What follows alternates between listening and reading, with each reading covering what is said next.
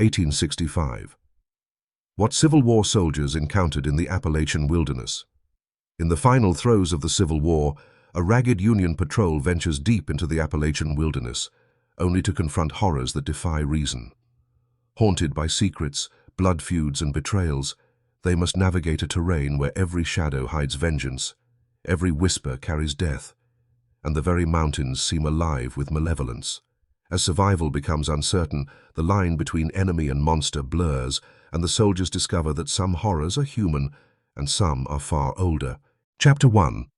Welcome back, readers. The year was 1865, and the war that had carved the nation into pieces was sputtering its last desperate breaths. Major Elias Thorne, a Union officer, rode ahead of his small patrol, his boots sinking into the wet Appalachian mud, every hoofbeat echoing against the jagged ridges. Fog clung to the hollows like a living shroud, swallowing the trees and the sound of the river far below. Each man in the squad, tattered, weary, and hollow-eyed, knew this mission was not merely about scouting Confederate positions. There was something deeper, whispered in letters and rumors, that drew them into these mountains. Something that the local farmers dared not speak of aloud. Private Harlan West's fingers trembled against the worn grip of his musket. He'd heard the stories. Villages emptied overnight, screams swallowed by the mist, bodies left sprawled in ways that suggested neither man nor beast. Thorne's voice, sharp as a hawk's cry, cut through the murmur of the patrol. Keep your eyes forward. No man lags. The mountains do not forgive hesitation. The trees closed around them like the ribs of some enormous creature. Every step became a negotiation with the unknown. Roots that seemed to writhe beneath their feet, branches that snagged at coats and hats, and the occasional glint of something metallic half buried in mud. Harlan swore he glimpsed movement in the shadows, figures too still to be human, too deliberate to be wind. The soldiers pressed on, sweat stinging their eyes, each breath shallow and filled with tension. Suddenly, the patrol reached a clearing. The ground was littered with remnants of an old settlement, collapsed cabins, rusted kettles, a child's doll half buried in decay. Major Thorne crouched, inspecting claw marks etched into the trees, deep, precise, almost ritualistic. "This is no ordinary hideout," he murmured. "Something drove it. Blew them out, or worse." Before any of them could react, a distant hollow wail echoed from the canyon below. It carried with it a cold, ancient malice that made men flinch, clutching their weapons as if their lives depended solely on the strength of the barrels.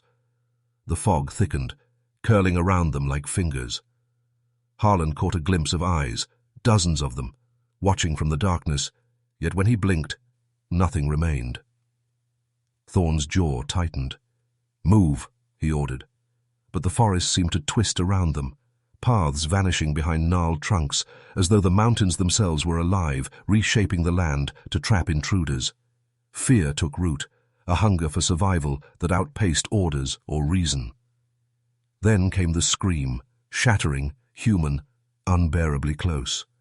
And Thorne knew, with a sinking certainty, that whatever had lingered in these hills for generations had finally awakened. Next, we discover the first horrifying encounter that will test their sanity. Chapter 2. The scream ripped through the fog like a rifle shot, sending crows scattering from the skeletal trees. Private Harlan West dropped to one knee, gripping his musket as if sheer force could tether him to life. Major Elias Thorne's eyes scanned the mist, every muscle taut, instinct screaming that death waited just beyond the veil. The soldiers advanced cautiously, boots sucking into the sodden earth, ears straining for the faintest echo of movement. Something was stalking them, a presence that did not breathe like man nor growl like beast. They found the source at the edge of the clearing. Sergeant Briggs knelt over a figure, a young Confederate scout who still clutched a tattered uniform to his chest. His face was pale, lips pulled back in a silent scream, eyes wide with terror. But there was no blood, no wound.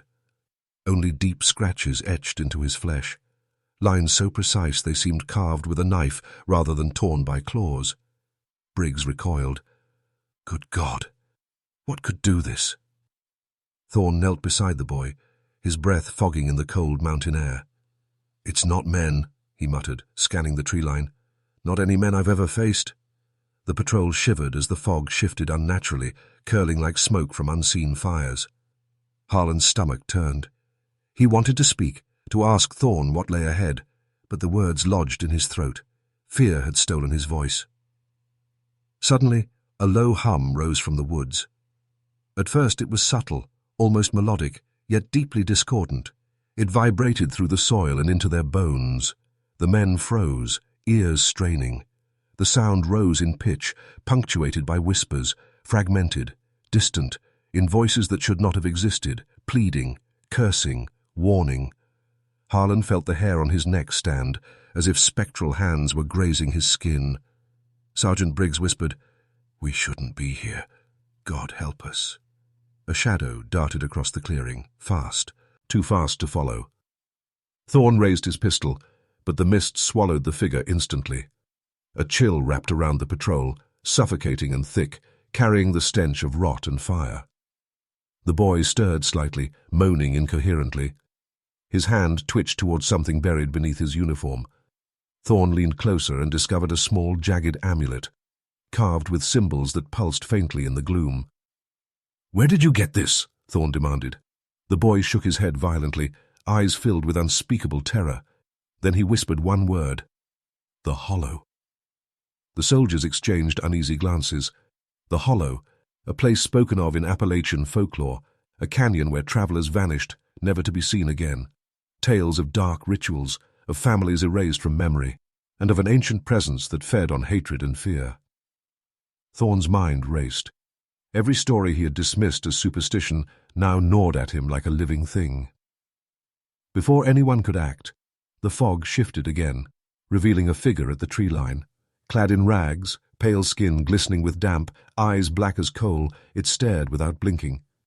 A grin, cruel and unnatural, spread across its face. The patrol froze. The boy screamed, "Run, or they will take you too!"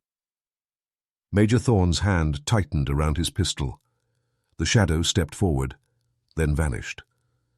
The mist closed like a lid, leaving the men alone, heart pounding, certainty dawning. The mountains were hunting them. Next, the soldiers will confront the first trap set by forces older than the war itself. Disclaimer: this story is pure fiction. Any resemblance to real people, events, or places is coincidental. Chapter 3. The patrol pressed onward, hearts hammering against ribs like trapped birds. Major Thorn led them down a narrow ridge where the fog thickened, blotting out the sun. Every step was a negotiation with invisible roots and unseen rocks, but worse were the whispers that trailed them, soft, mocking, impossibly close. Harlan's fingers clenched his musket so tightly his knuckles whitened. The Hollow, he realized, was not just a place. It was a presence, watching, testing, feeding on dread. Hours passed, or perhaps minutes. Time had lost its meaning. Then the ridge opened into a small glade. Fallen trees crisscrossed the earth like broken bones. Thorn halted, signaling the men to spread out. Something was wrong. The air was still, yet oppressive, heavy with the iron tang of blood. In the center of the clearing lay a fire pit, cold and blackened, surrounded by stones etched with symbols identical to the amulet the boy had carried. Briggs approached cautiously, inspecting the markings. "These are not modern," he muttered. "They're old. Older than the war. Older than any map I've seen." Thorn's eyes narrowed. "Then what cursed this place before we even set foot in it?" He scanned the tree line. The fog moved like liquid, shifting with impossible speed, revealing fleeting glimpses of figures crouched in the shadows. They did not belong to any uniform, living or dead. Suddenly the boy screamed. He had slipped from Thorn's grasp, crawling backward as if the trees themselves were reaching for him. His voice cracked. "They're here. They've seen us." Thorn surged forward, grabbing the boy, but the forest seemed to pulse, walls bending inward, warping. Harlan stumbled, catching a glimpse of pale hands rising from a mound of dirt. Hands that were not human, clawed and brittle. The patrol opened fire, bullets punching through the mist, striking nothing but air. A laugh, hollow and cruel, echoed from all directions. The boy's eyes rolled back. They hunger for hate. They feed on it. Thorn's throat tightened. He understood with sickening clarity that their survival depended not on bullets, but on control of their own terror. Yet fear had already poisoned their minds. Briggs muttered curses, trying to shake the invisible chains of dread that wrapped around them. Then, from the far edge of the clearing, a figure emerged. A man, ragged and scarred, carrying a bloodied hatchet. His eyes burned with furious hatred, human, yet unhinged. "Union dogs," he snarled, voice raw with vengeance. "You killed my kin. You've come to die." Thorn raised his pistol, but the figure charged, screaming a primal rage that rattled the mountains. Chaos erupted. Muskets flared, men shouted, the boy screamed, a cacophony swallowed by fog. Harlan swung his rifle like a club, striking the attacker, but the man seemed unstoppable, fueled by a hatred that transcended reason. Thorn fired point blank, the shot striking the man's chest, yet he barely faltered. Around them, shadows shifted, flanking, circling, as if the forest itself conspired to ensure their deaths. Thorn caught a fleeting glimpse of movement in the mist, a pale figure watching, grinning. Then the attacker vanished into the fog, leaving only the boy trembling, tears streaking his dirt-caked face. Thorn whispered through clenched teeth, "This is only the beginning. The mountains. They will take more than our lives. They will take our minds." And then, from somewhere deep in the trees, a scream, not human, not entirely human, split the air. The patrol froze, realizing the first ambush was nothing compared to what the wilderness had planned for them. Next, they will uncover the hidden history of the Hollow, and a secret older than the war itself. Chapter 4. The fog pressed in like a living shroud as Major Thorn forced the patrol onward. Each step through the tangled underbrush was measured, cautious, but the wilderness seemed to shift beneath their boots. Harlan West's breath came in ragged gasps. Every rustle of leaves or snap of twig sent him into trembling fits of terror. The boy from the clearing clung to Thorn, whispering half-coherent warnings about eyes in the trees and whispers beneath the soil. Thorn ignored none of it. He had begun to understand that this was no ordinary forest. This was a trap older than men, older than any map. They stumbled upon an overgrown path, a narrow ribbon of dirt leading to a depression in the mountain. Thorn motioned for silence. There, partially concealed by brambles, lay remnants of a structure, stones blackened as if by fire, wooden beams rotted and hollowed with age. Thorn approached cautiously, rifle raised. He recognized the markings immediately, identical to those etched into the amulet and the fire pit, a language of angles and symbols he could not read, but felt in his bones. The boy whimpered, backing away. "Don't. They'll see you." Thorn knelt beside him. "Who sees us? Who is here?" But the boy could only shake, eyes wide with an unspeakable fear. Harlan scanned the perimeter, his fingers twitching nervously. The forest around them was unnervingly quiet. No birds, no wind, just a suffocating, expectant stillness. Inside the ruins, Thorn discovered evidence of a ritual long abandoned but recently revisited.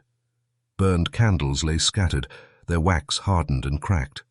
Bones, small and human, were arranged in a circle, blackened with soot. A pungent smell, decay mixed with iron, burned his nostrils. He felt a chill creep along his spine. "They are not dead," he muttered. "Something used this place, and it waits." Harlan shivered violently. "Waits for what?" he wit. "Spared." Thorn did not answer. He was already piecing together fragments from whispers, from stories of vanished families, from the boy's terrified eyes. This was a history of hatred made flesh, a grudge carried across generations. The Hollow had witnessed blood spilled here long before muskets or cannons. A sudden crack startled them. Thorn spun toward the noise. Shadows peeled from the ruins, shifting unnaturally, coalescing into figures. Human in shape, yet elongated, features twisted, mouths open in silent screams. Briggs raised his rifle, firing into the spectres. Bullets tore through mist and form alike, hitting nothing but air. The figures dissipated only to reappear moments later, closer, grinning with teeth too white, eyes too black. The boy screamed and ran, darting into the ruins, disappearing among the stones. Thorn and Harlan surged after him, but the fog swallowed them. A voice, guttural and ancient, rasped from nowhere and everywhere. They come for the hate. Thorn's pulse raced. The meaning was unclear, yet primal understanding gnawed at his mind. Hatred, the soldiers' own anger, their fear, their fury at the war, was fuel for the hollow. Suddenly, Harlan felt hands, cold, skeletal, grip his shoulders. He spun, firing blindly. The figure collapsed, only to vanish into the mist. Thorn shouted, calling the boy's name, but only echoes answered. Somewhere deep in the stones, something moved, waiting, hungering. Thorn drew a deep breath.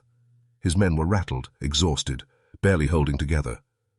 Yet the forest demanded more than fear. It demanded blood, deception, and an understanding of its ancient rules. Then a low chant began, soft at first, then rising, layered, almost human. Thorn froze. The hollow was no longer just a place. It had begun to speak. Next, the soldiers will confront the first living follower of the hollow and discover what it truly wants from them. Chapter 5. The chant rose from the ruins, an eerie cadence that scraped at the edges of reason. Major Thorn signaled the patrol to move cautiously, but every step felt like sinking into a nightmare. Harlan West's knees shook, his hands slick with sweat, yet he could not stop. The boy ran ahead, disappearing among the jagged stones, leaving only whispers that clung to Thorn's ears like cobwebs. Then, emerging from the mist, a figure appeared. Human at first glance, cloaked in tattered brown robes, but there was something wrong. Wrong in the gait, wrong in the eyes that gleamed with an unnatural blackness. In one hand, the figure held a staff carved from twisted root, etched with the same symbols that haunted the ruins. In the other, a dagger glinted, curved like a claw. Thorn felt a cold rage well up in his chest, the mix of fear and fury feeding his resolve. "Halt!" Thorn shouted, raising his pistol. The figure stopped, tilting its head, grin curling over lips cracked and dry. "You trespass," it rasped, voice like dry leaves rustling. "The hollow sees your hatred. It hungers." Briggs fired, and the bullet tore into the spectre, but the figure did not flinch. It advanced, gliding over the mossy stones, chanting, each syllable vibrating in the marrow of their bones. Harlan swung his rifle like a club, striking the figure across the chest. Flesh gave way to nothing. The figure recoiled but remained intact, unbroken, as if the strike had been swallowed by mist. Thorn fired point blank, pistol roaring, yet the figure moved through smoke and fog with unnatural ease. Briggs and Harlan exchanged terrified glances, understanding that they faced not a man, but an agent of something far older, something that had been feeding on hatred for generations. The boy screamed again, emerging from behind a stone, clutching his chest. "Stop them! They feed on your fury, your hatred. Don! Let them see it!" Thorn realized what the boy meant. Every surge of anger, every flare of fear, strengthened the figure. It thrived on their emotion. Thorn clenched his teeth, forcing calm where panic threatened to consume him. "Control yourselves!" he barked. "Do not give them power!" The figure's chant rose to a fevered pitch. Shadows twisted around it, sprouting into forms that resembled soldiers long dead. Faces torn and hollow-eyed, muskets raised. The patrol froze as apparitions advanced, dragging screams from the fog, each one a fragment of anguish and fury. The hollow was alive in them, feeding on the rage of the living, the dead, and the forgotten. Then the figure lunged, dagger aimed at Harlan. Thorn intercepted, striking the arm with his pistol butt. A sickening snap echoed, yet the figure remained, grinning wider, black eyes alight with malice. It whispered, almost tenderly, "Hate. I will have it all." Suddenly the ground trembled, and a fissure split the clearing, dark and deep, exhaling a sulphurous stench. The patrol stumbled, fear locking their limbs. From the crack something moved, massive, writhing, a form older than the mountains themselves, ancient and hungry. Thorn realized with dawning horror that the figure was only the messenger. The hollow itself was awakening. The boy shrieked, pointing, "Run, or it will take you!" Thorn grabbed Harlan's arm, pulling him toward the ridge, but the mist thickened, paths twisting like serpents. Every step forward became a struggle against forces unseen, yet impossibly strong. The hollow had marked them, and the mountains were about to claim their due. Next, the soldiers must survive their first encounter with the entity itself, an ancient horror that defies reason and war alike. Chapter 6. The fissure in the earth exhaled a foul, acrid wind, carrying whispers that scraped against the soldiers' sanity. Thorn's heart pounded as he dragged Harlan and Briggs toward the ridge, yet every step felt like wading through molasses. The hollow's presence had coalesced into something vast, monstrous, a shape barely contained by the fog, its form writhing like smoke and shadow, its many eyes glowing faintly like embers, fixed on them, unblinking, patient, and cruel. Thorn raised his pistol. Each shot cracked through the mist, yet the entity only flickered, as if the gunfire had barely touched it. Harlan swung his musket desperately, but the weight of his fear made his arms heavy, clumsy. Briggs muttered prayers under his breath, hands trembling. Thorn's mind raced, searching for reason, for strategy. But the hollow was no man, no animal, no enemy that could be reasoned with. It was older, hungrier, and it thrived on every ounce of their terror. The boy from the ruins appeared again, sprinting from the opposite ridge, eyes wide with panic. "Don't fight it with weapons," he shouted, voice breaking. "It feeds on hate. Control it, or it will tear you apart." Thorn's jaw clenched. He understood. The hollow was not merely physical. It was psychological, spiritual, and every burst of rage, every flicker of fear, only empowered it. The monstrous figure advanced, its massive form rising from the fissure like a shadowed mountain. Limbs twisted unnaturally, some ending in jagged claws, others dissolving into mist. Harlan froze, every instinct screaming to flee, yet his legs refused. Thorn gripped his pistol, forcing calm into his chest, each breath measured, each heartbeat a drum of defiance. Briggs whispered, "How do we fight something that isn't real?" Thorn didn't answer. He didn't have the words, only understanding. Survival depended on resisting fear itself. He entered. His gaze pierced Harlan, probing the darkness within him. Memories of death, of vengeance, of every act of cruelty committed and witnessed surged forward. The hollow reached for it, wrapping it around him like chains. Harlan's fists clenched, tears blurring his vision, but he forced himself to stillness, shutting the anger away. Thorn saw it and repeated the effort, grounding himself, forcing each man to do the same. The hollow recoiled, hissing, a sound like grinding stone and cracking bones. Then the boy lifted the amulet from his pocket, the one carved with the ancient symbols, and held it high. A piercing light radiated from it, cutting through the fog. The entity shrieked, twisting, faltering. Thorn realized the amulet was a ward, a tether to the power that had once restrained the hollow. The fissure trembled violently, and the entity recoiled, retreating into the depths of the mountain, leaving a silence that was almost worse than the roar. The soldiers collapsed, hearts racing, lungs burning. Harlan clutched the amulet, shaking. Thorn scanned the fog-choked ridge. They had survived, but barely. The hollow had retreated, not vanished. Its hunger lingered, patient, waiting. And then from the tree line came the first human scream, a rival band drawn by the same malevolent force. Thorn's eyes narrowed. The war outside the mountains had ended, but the war inside was only beginning. Next, the soldiers will confront the first human conspirators of the Hollow and discover the dark network hidden within the Appalachian wilderness. Chapter 7. The scream cut through the fog like a knife, sharp and sudden, carrying with it a promise of death. Thorn's patrol froze, eyes scanning the tree line. Then another cry answered it, a woman this time, desperate, raw with terror. Harlan's stomach churned. The Hollow had human pawns. They were not alone in this wilderness. Whoever these people were, they served something older than war, hungrier than any mortal vendetta. From the mist, figures emerged. Men and women, ragged, faces smeared with soot and ash, weapons in hand. Their eyes were wide, blackened with fanaticism, burning with an unnatural fire. The leader, a tall man with scars carved into his face like the runes of the Hollow, raised his hands and shouted in a voice that echoed through the mountains. "The intruders bring hate! They must pay!" Thorn barked orders, but the fog swallowed his words. The cultists advanced, weaving between trees with predatory grace. Briggs fired, a single shot catching one of the figures in the shoulder. The man yelped, stumbling, but not falling. Harlan swung his musket, cracking a woman across the jaw. She hissed and disappeared into the fog as though swallowed by shadows. Thorn realized bullets and brute force would not be enough. These humans had been forged by the same darkness that animated the Hollow itself. The boy from the ruins appeared, frantic. "They are bound to it," he cried.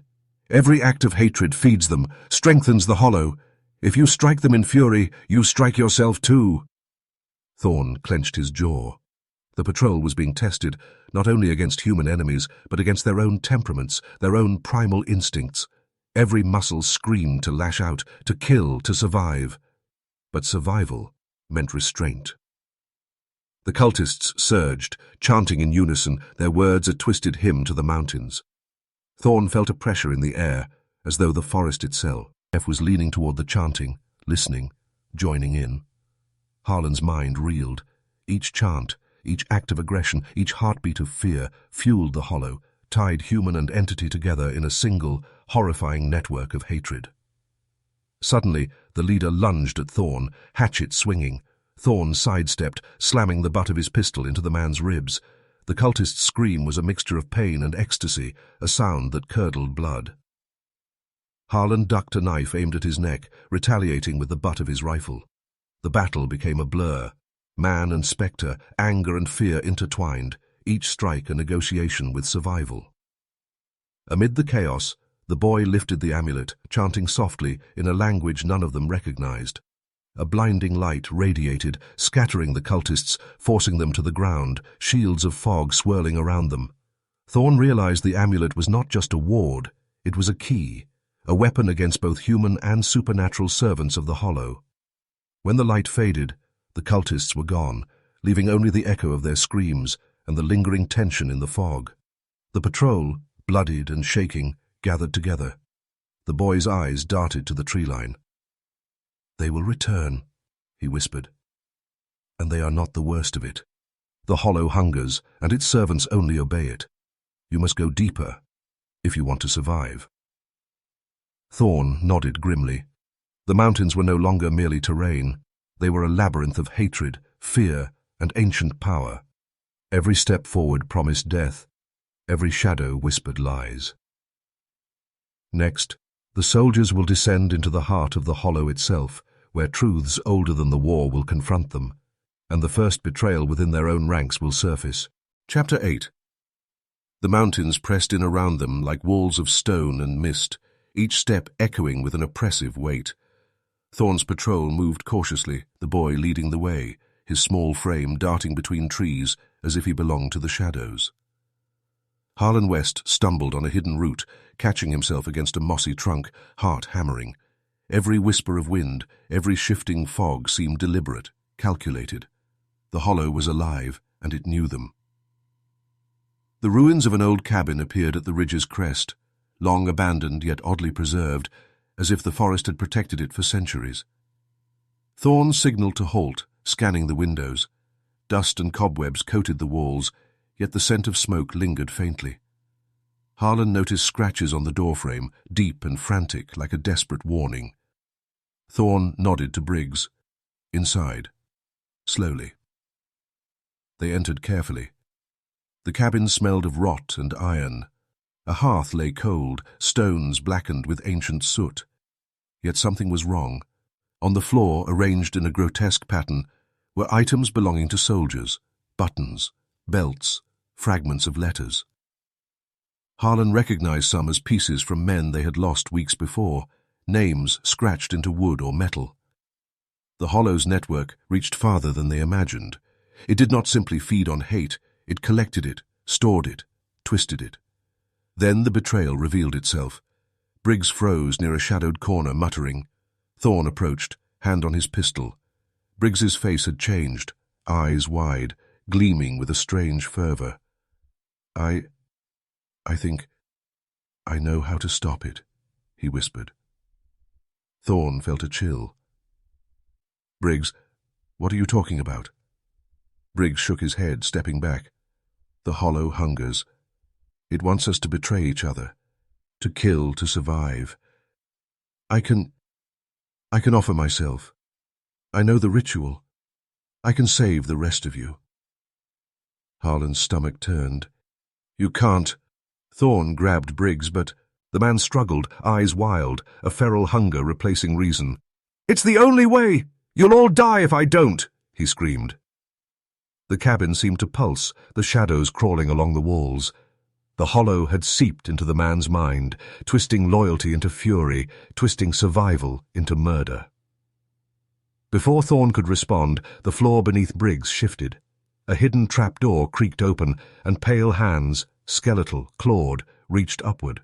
The Hollow had claimed him partially, pulling, feeding. Briggs screamed, tearing at the hands that gripped him, but the forest seemed to tighten, dragging him into darkness. Thorne fired, but the shots hit only fog.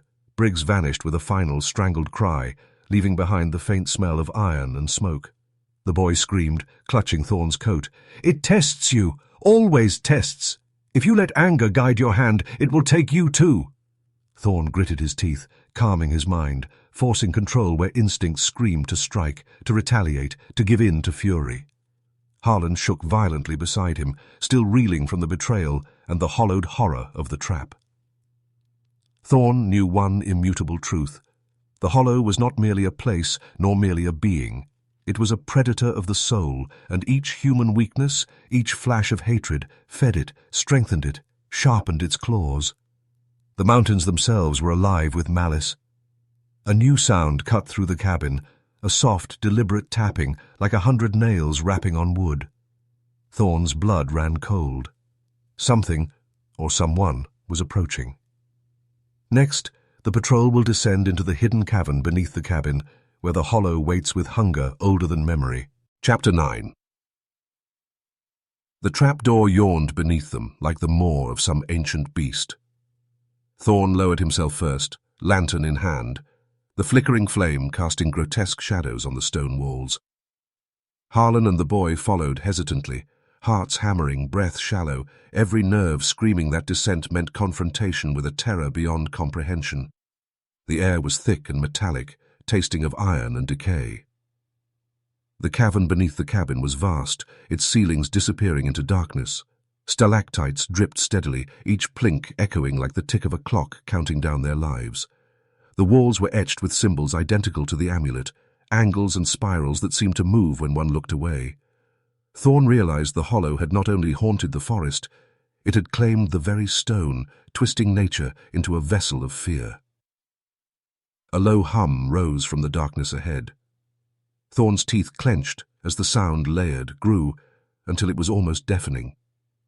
Figures appeared in the shadows, pale, elongated, faces half human, half wraith, chanting in a tongue older than English. Harlan's hands shook violently, and even the boy fell silent, eyes wide in terror. Thorne raised his pistol, but the creatures were beyond bullets.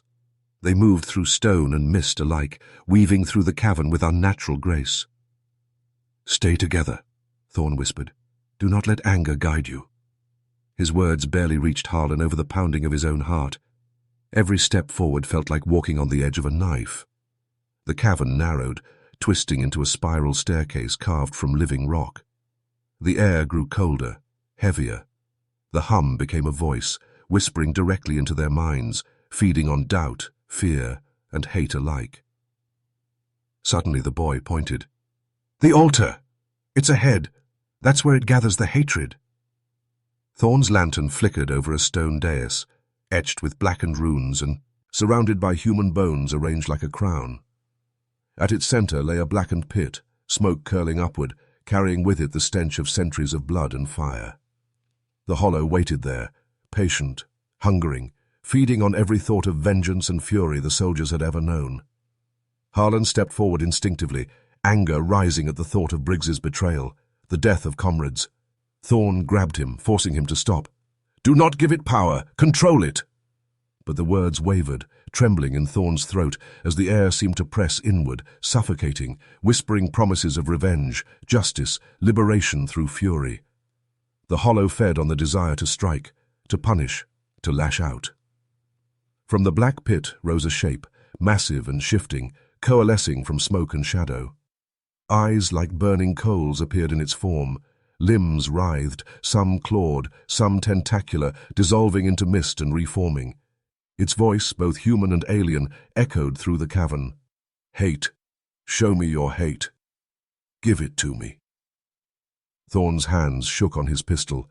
Harlan's breath came in ragged gasps, the boy's eyes wide in terror. The hollow had drawn strength from everything they carried: fear, anger, vengeance, grief. Survival now depended not on force, but on iron control, a refusal to feed the entity with their own emotions. Then the ground trembled beneath their feet, dust cascading from the ceiling. The cavern seemed alive, contracting, suffocating. The hollow waited for one mistake, one spark of fury, one shred of fear. Next, the soldiers will confront a horrifying choice: sacrifice a member or face the full wrath of the hollow unleashed upon them. Did you know, during the American Civil War, slavery was less common in the Appalachian Mountains than in the Deep South? Only about 10% of Appalachians were enslaved compared to roughly 50% in plantation regions like Mississippi or Georgia. But that didn't mean slavery was absent in the mountains. Elite Southern Appalachian families did own enslaved people, and enslaved Appalachians worked in a wide variety of roles from agriculture to salt production and domestic service. Moreover, the region's divisions over slavery and secession created intense localized violence. Guerrilla warfare, blockades, and neighbor-against-neighbor clashes were widespread across areas such as West Virginia, Tennessee, Kentucky, and western North Carolina. This internal conflict contributed to a fractured society where loyalties to Union and Confederacy varied sharply even within the same valleys. Why it's powerful for your story. This fact reveals a historically true and emotionally charged backdrop: real hatred, division, and complex loyalties in Appalachia, which can explain why soldiers entering the mountains in 1865 encountered deep divisions and local conflict before ever touching any supernatural mystery. Chapter 10. The cavern shuddered around them, the walls pulsing as if alive, echoing with whispers that clawed at their minds. Thorne's teeth clenched. Every instinct screamed to act, to fight, yet he knew any act fueled by rage or fear would only empower the hollow. Harlan's hands shook violently around his musket, sweat streaking grime across his face. Even the boy seemed drained, eyes darting frantically across the shadows. From the blackened pit rose a mass, shifting, writhing, limbs multiplying and dissolving into smoke. Eyes glowed like embers, each fixed on a different soldier, each a mirror reflecting their deepest fears, their unspoken hate. The hollow's voice, half human, half void, drifted through the cavern. "Choose. One must fall, or all will be consumed. Show me the hate that binds you." Thorne's stomach churned. The words were not merely instructions, they were a lure, a test of wills. He looked at Harlan, his young eyes wide with terror. "Do not speak. Do not act from fear," Thorne whispered, though his own chest heaved with dread. "We survive together. No hatred, no anger. Control yourselves." Harlan swallowed, trembling. His mind flashed with the memories of Briggs's betrayal, the screams of men lost, the terror of the forest's unnatural hunger. Every impulse urged him to lash out, to strike, to release fury. Thorne gripped his shoulder, holding him steady. "Control it. Do not give them strength." The boy stepped forward, holding the amulet high. Its faint glow illuminated the dais and the pit. "It feeds on what you offer," he whispered. "Do not feed it. Refuse. Focus only on survival." Thorne nodded, forcing himself to steady his breathing. Every flicker of emotion could summon destruction. Every surge of anger could tear them apart. The hollow writhed, towering, its voice layering over itself, now many voices. Hatred, betrayal, vengeance. Give it to me. One must fall. One must fall. The cavern seemed to shrink, the air heavy, almost choking. Dust rained from stalactites. Harlan dropped to his knees, forcing himself to remain calm, heart hammering like a war drum. Suddenly, a hand, cold and skeletal, shot from the pit, grasping for Harlan. Thorn lunged, striking it with the butt of his pistol, yet the hand recoiled only slightly, as if testing them, seeking weakness. Another hand emerged, this one near the boy. The hollow was probing, demanding a sacrifice, sensing cracks in their resolve. Thorn's mind raced. He could not allow them to feed it. He realized that the only way forward was unity, control, refusal. "Stand together," he shouted. "Do not let it divide us. Do not hate. Do not fear. Only control." The patrol, trembling, mirrored him. Harlan rose, fists clenched around his musket but unmoving, willing himself not to strike. The boy pressed the amulet to his chest, chanting softly. The hollow shrieked, a sound that shook stone and spirit alike. Smoke and shadows whipped violently, the cavern quaking as the entity writhed in frustration. Slowly, it receded, withdrawing into the black pit, leaving the soldiers panting, hearts pounding, bodies trembling. The choice had been forced upon them, and they had survived it by refusing its bait. But the victory was fleeting. Thorn looked to the boy, eyes dark. "It's learning, adapting. This was only the first test.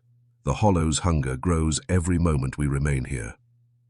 Next, the patrol will discover the full history of the hollow, and a secret that will challenge everything they thought they knew about the Appalachian wilderness." Chapter 11. The cavern fell silent after the hollow receded, leaving only the faint hiss of air through cracks in the stone. Thorn lowered his pistol, sweat streaking his grime-smeared face, and looked at the boy. "We've survived its first test. But why here? Why now?" The boy's eyes were wide, haunted. "The hollow has always been," he whispered. "It predates the war, predates the settlers. It feeds on the hatred that festers in men's hearts, and it binds the living to the dead. The mountains, the clans, it has shaped them." Thorn frowned. "The clans? Explain." The boy led them deeper into the cavern, past the black pit, past the skeletal remains of rituals older than memory. On a ledge of stone, carved images of human figures in grotesque positions glared from the walls, symbols etched over generations. "Long ago," the boy began, voice barely audible, "the mountain families made a pact. To survive the harsh winters, to protect their kin, they offered sacrifices to the hollow. Blood, anger, hatred. They called it a guardian, a source of power. But the hollow was never their servant. It was patient, waiting, feeding." Harlan stepped closer. Disbelief etched on his face. "You're saying this thing is tied to the families?" The boy nodded. "The clans still carry it in their blood.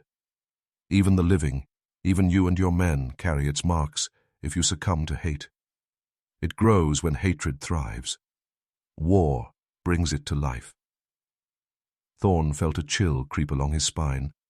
The Civil War, with all its violence, had stirred the hollow in ways centuries of ritual never could. The ledge widened into a chamber larger than the patrol expected.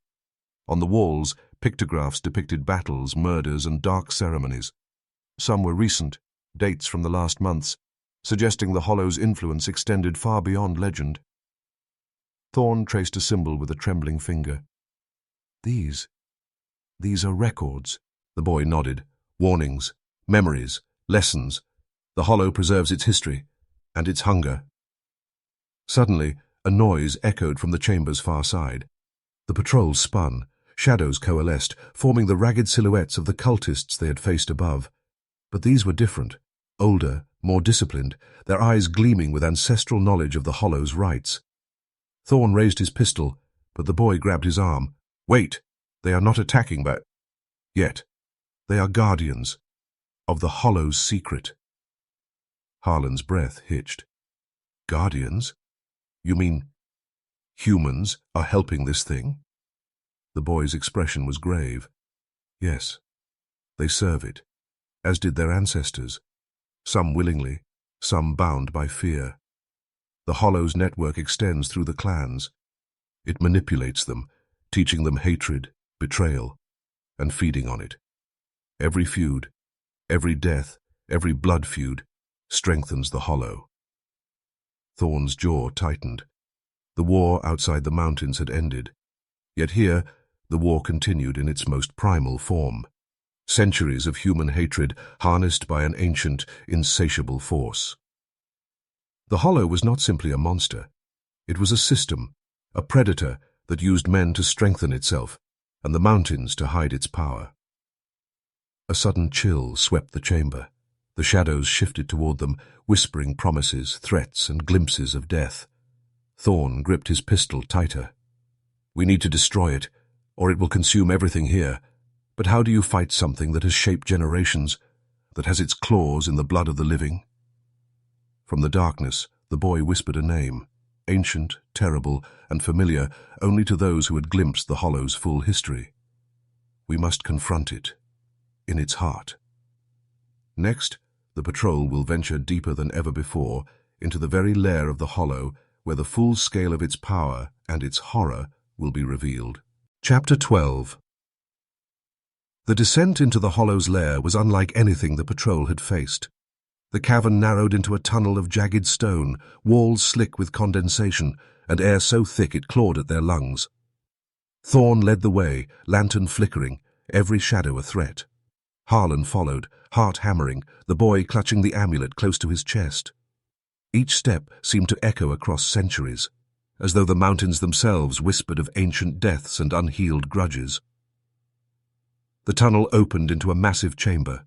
The ceiling disappeared into darkness, the floor littered with bones and shattered remnants of past victims. The air was hot and fetid, carrying the stench of decay and old fire. In the center, the black pit writhed, tendrils of smoke and shadow rising like serpents, coiling and writhing toward the ceiling. From its depths came low moans, screams, and whispers, all layered together, forming a chorus of agony that seemed to vibrate in the very bones of the living. The boy stepped forward, chanting softly.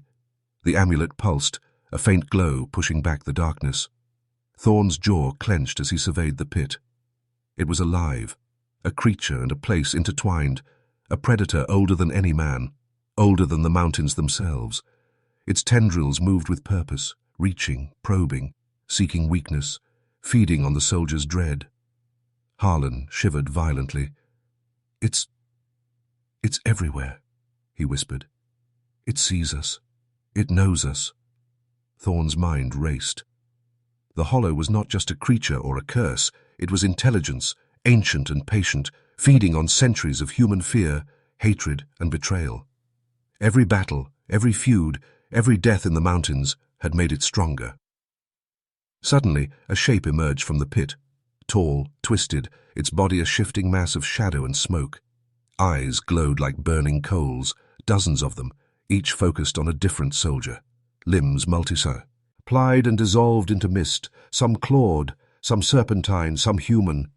Its voice, layered and ancient, rolled through the chamber. "You come to challenge me? Hatred brought you. Hatred sustains you. Hatred will destroy you." Thorn's hands shook, but he forced control. "We do not feed you," he shouted. "We do not give in to hate or fear." Harlan mirrored him, trying to steady himself, gripping his musket like a lifeline. The boy pressed the amulet against the pit, chanting in the ancient tongue, each word a tether, a shield. The pit shrieked, tendrils thrashing, smoke coiling around them like vipers. From the shadows, cultist figures appeared, human yet twisted, chanting, circling the pit. The Hollow had prepared them as guardians, feeding on their zeal, binding them to its will. Thorn realized the truth.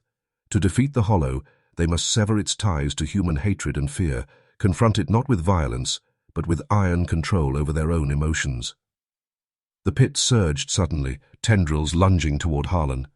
Thorn grabbed his arm, pulling him back. The boy shouted a warning. "Do not give in! Do not hate!" Harlan forced himself to remain still, fighting the rage and fear clawing inside. The hollow recoiled, shrieking in frustration, thrashing violently, sending bones and dust flying. For the first time, Thorn saw that the hollow could be resisted. Not destroyed, perhaps not yet, but resisted. Control, unity, and refusal could drive it back. Yet the chamber still pulsed with malice, with hunger, and Thorn knew this was only the beginning. Next, the soldiers will face a betrayal that will bring the hollow within their own ranks, testing trust, friendship, and sanity to the breaking point. Chapter 13. The lair trembled as the hollow writhed in the pit, tendrils lashing like living whipcords. Thorn gritted his teeth, forcing control over the panic rising in his chest. Harlan trembled beside him, the boy clutching the amulet close, chanting in the ancient tongue. For a moment it seemed as though the entity could be contained, pushed back, weakened by their unity. But then Thorn noticed it. Briggs's absence. The memory of his betrayal in the cabin flashed across Thorn's mind. He should have been gone, pulled into the trap.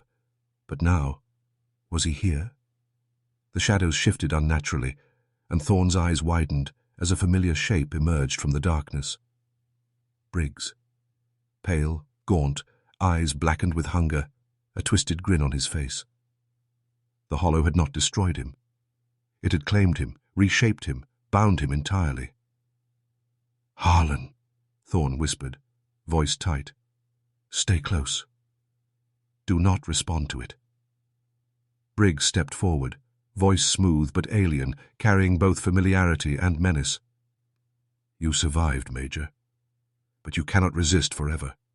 The hollow feeds. It hungers. And I am its servant now."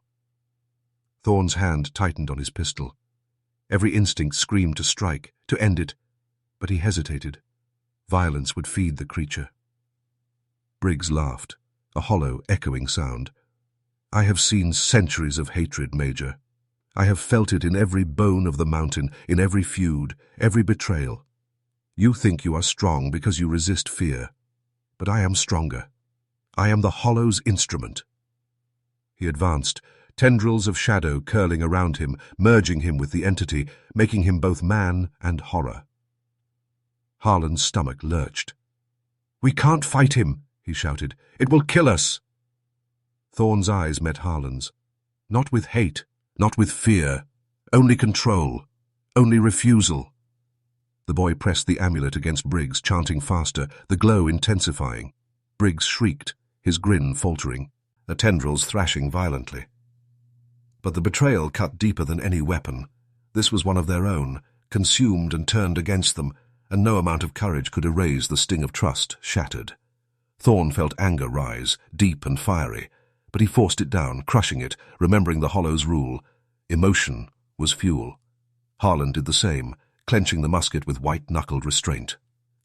The cavern quaked, dust raining from the ceiling, bones scattering. Briggs staggered backward, tendrils lashing and writhing, yet still partially himself, caught between human will and the hollow's dominion. The boy's voice rose, chanting, the amulet pulsing brighter. The shadows recoiled, the pit shrieked, and for a moment Thorn glimpsed a flicker of Briggs' old self, the man he had once fought alongside. Then Briggs' eyes snapped fully black and he roared, lunging into the shadows with unnatural speed, disappearing into the labyrinthine caverns. Thorn collapsed to his knees, chest heaving, every muscle trembling.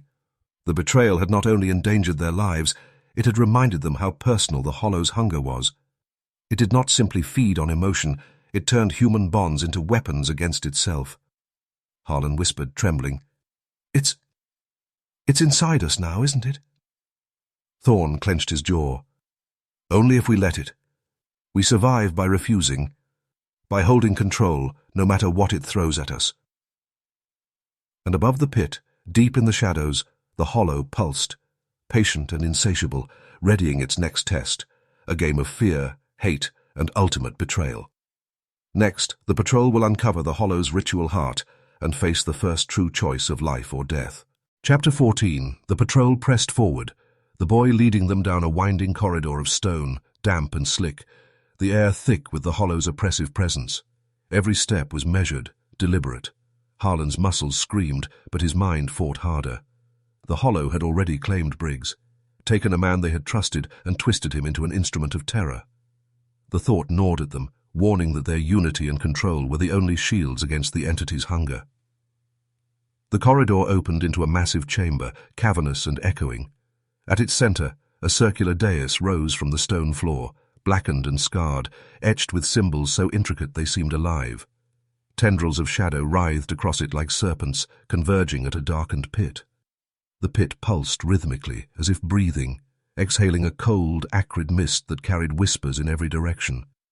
Thorn swallowed hard, feeling the oppressive weight of the hollow's presence. The boy stepped forward, chanting softly. The amulet's glow intensified, casting eerie patterns across the chamber walls. "This is its heart," he whispered. "All the rituals, all the hatred, every sacrifice, it gathers here. If we fail, the hollow will rise beyond the mountains. It will consume everything, not just men, everything that carries hate." Thorn's eyes narrowed. The hollow was not a passive predator. It was an apex intelligence, patient, centuries old, and its reach had been amplified by the Civil War's death and fury. Suddenly, shadows shifted around the pit. Figures emerged, twisted human forms, cultists from above, fused partially with the hollow's essence. Their eyes glowed black, mouths opened in silent screams.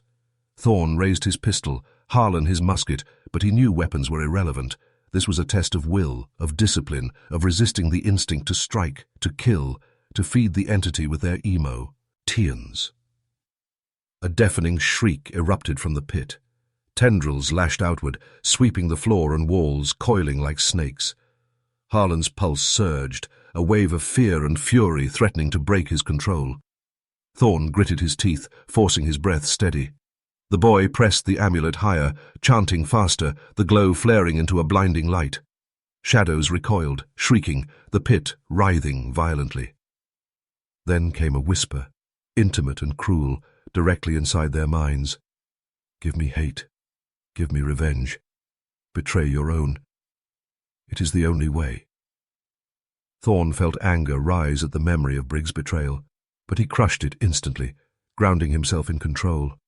Harlan mirrored him, muscles tensed, every nerve screaming, yet refusing to yield. Even the boy's chanting faltered slightly under the pressure, yet he held firm. The hollow pulsed one final time, a massive surge that rattled stone and bone. The pit began to recede, tendrils withdrawing, shadows dissipating. Thorn exhaled, chest heaving.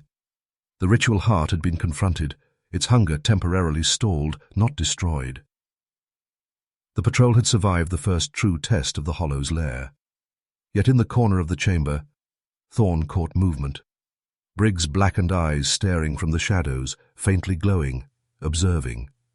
Not defeated, not gone, only waiting.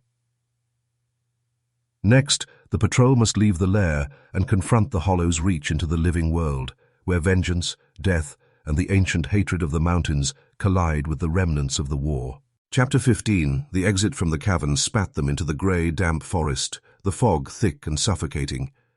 Thorn led, lantern flickering, Harlan close behind, the boy clutching the amulet like a lifeline. The hollow's heart had been confronted, yet the air here carried its lingering hunger. The forest itself seemed alive, whispering threats, rustling with invisible movement. Every shadow could conceal a threat, every footfall might awaken unseen eyes. They reached a small clearing where the ruins of an abandoned homestead crouched under twisted pines. Smoke trailed from the chimney, faint and unnatural. Thorn froze. The hollow's influence did not remain in its lair. It spread outward, corrupting men and women, twisting communities into extensions of itself. The war had ended months before, yet the hollow's hunger carried the echoes of every feud, every act of vengeance in these mountains. Figures emerged from the shadows, men and women of the local clans, faces marked with the same twisted symbols as the cavern, eyes darkened with fanaticism. Harlan's stomach turned. These were not simply humans. They were vessels, servants of the Hollow, trained over generations to maintain its presence in the living world. Thorn recognized the signs: feuds, disappearances, sudden deaths that had been dismissed as accidents or war casualties. The Hollow had been shaping lives for centuries, cultivating hatred, and the Civil War had been a feast for it. The boy's voice trembled. These people, they protect it. They maintain its influence in the mountains. They feed it with blood, anger, betrayal. They are its eyes and its hands. Thorn's jaw clenched. Every instinct screamed to attack, to eliminate the threat. But he knew any act born of anger or fear would feed the Hollow, not stop it. Suddenly one of the clan figures lunged, a dagger aimed at Harlan. Thorn intercepted, slamming the butt of his pistol into the attacker's jaw. Harlan swung his musket, knocking another away. But the fight was futile. Every movement, every strike was mirrored by shadows, by tendrils of mist, by unseen hands. The Hollow had extended its reach. The forest and its people were bound to it. A low chant arose from the ruins, layered and echoing. Thorn's teeth clenched. This was the Hollow's ritual, a continuation of what they had seen in the cavern. Blood and fear were being offered, amplifying the entity's power. He realized that the Hollow did not merely exist in isolation. It used men and women to perpetuate itself, binding generations through fear, hatred, and superstition. The boy lifted the amulet, chanting faster. A bright white light pierced the fog, scattering the cultists. Thorn gritted his teeth. They had a chance, but only if they could maintain control and not yield to vengeance. Harlan's arms shook violently, but he held fast. Thorn's mind raced. The Hollow could be resisted, but it could never truly be destroyed. Only denied, momentarily, by discipline, by unity, by refusing to give it hate. From the shadows, a scream rose, blood-curdling and human. Thorn spun. A figure, Briggs, stood watching, half in shadow, eyes black, mouth twisted in a grin. The Hollow had sent its agent forward, testing their resolve again. Thorn's pulse spiked. Next, the patrol will face a final confrontation, not just with the Hollow, but with the culmination of centuries of human hatred, war, and betrayal, where survival demands the ultimate sacrifice. Chapter 16. The fog thickened as Thorn, Harlan, and the boy advanced toward the ruined homestead, every step echoing with the Hollow's invisible presence. The air was heavy, thick with the stench of decay and old fire. From the shadows emerged Briggs, tall and twisted, his body partially fused with smoke and darkness, eyes black as coals. He raised a clawed hand, and the Hollow's tendrils surged behind him, writhing like living serpents, connecting him to the forest itself. "You should have stayed buried," Thorn growled, gripping his pistol. Harlan mirrored him, hands shaking but steadying, forcing every ounce of fear and anger down. The Hollow's power surged outward, feeding off every memory of betrayal, every lost comrade, every feud the soldiers had survived. The mountains themselves seemed to pulse with malice. Briggs laughed, a sound both human and monstrous. "I am beyond your reach, Major. I am the Hollow's instrument now. Every ounce of hate you carry strengthens me." He lunged, tendrils whipping outward. Thorn sidestepped, striking with the butt of his pistol. Harlan fired blindly, musket roaring. Shadows twisted, dissipating and reforming around Briggs, who grinned, unhurt, more shadow than flesh.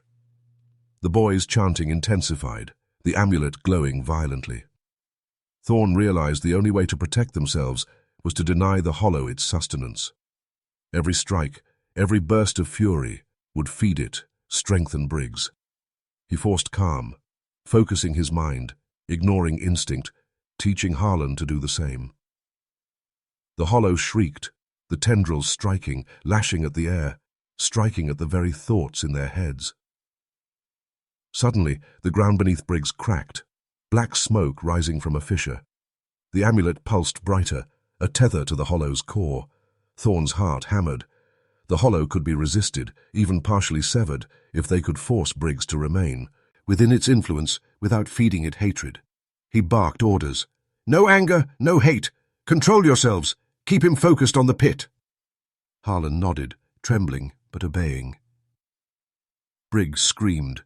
a sound that split stone and spirit alike, thrashing wildly, smoke and shadows tearing outward. Thorn lunged, placing the amulet directly on the fissure, chanting the boy's words. The pit shuddered, tendrils recoiling, the shadows retreating, screaming in fury. Briggs staggered, half human, half hollow, fighting the tether, his mouth twisted in anguish. Thorn realized the battle was psychological. The Hollow's greatest weapon was to force them to feed it with emotion. Finally, with a blinding surge of light from the amulet, the tendrils recoiled fully, dragging Briggs into the pit. The forest seemed to exhale, the fog thinning slightly, leaving silence broken only by their ragged breathing. Thorn fell to his knees, chest heaving, Harlan beside him trembling, the boy whispering prayers over the amulet. But Thorn knew the truth. The Hollow had not been destroyed. It had been resisted, temporarily bound, weakened, but its hunger remained. Its influence still stretched through the mountains, through men and women, through the echoes of war and hatred. They had survived, but at a terrible cost. One of their own had been lost, a soldier twisted into a weapon of terror. The Hollow's heart lay beneath the forest, patient and insatiable, waiting for the next surge of hatred, the next spark of fury, the next war to feed upon. Thorn's hands shook, knowing that leaving the mountains would never fully sever its grip.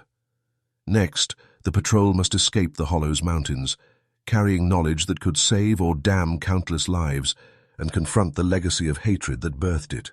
Chapter 17. The forest seemed quieter now, yet the silence was heavy, suffocating.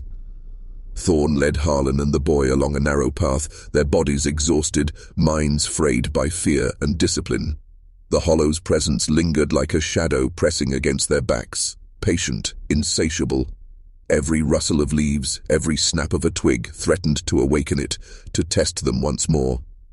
Harlan stumbled, nearly falling into a shallow ravine. Thorn caught him by the arm, eyes scanning the misted trees. "Stay focused," he whispered. "It feeds on distraction, on fear, on hate. Do not give it even the smallest scrap." Harlan nodded, teeth clenched, fighting the tremors in his limbs. Every step forward was a battle against instinct, against memory, against the forest itself. The boy murmured prayers under his breath, clutching the amulet, which pulsed faintly, tethering them to the Hollow's influence, keeping it restrained. Thorn understood that the amulet's light was temporary, fragile, a shield that could not last forever. Beyond the mountains, the Hollow's reach was diminished but not broken. Every clan, every feud, every trace of hatred in the valleys below remained a conduit. The war may have ended, but the predator persisted, patient and eternal. Suddenly, a faint noise reached them, a child's cry from a distant ridge. Thorn froze. The sound carried all the fear, all the desperation of innocence, amplified by the Hollow's lingering presence.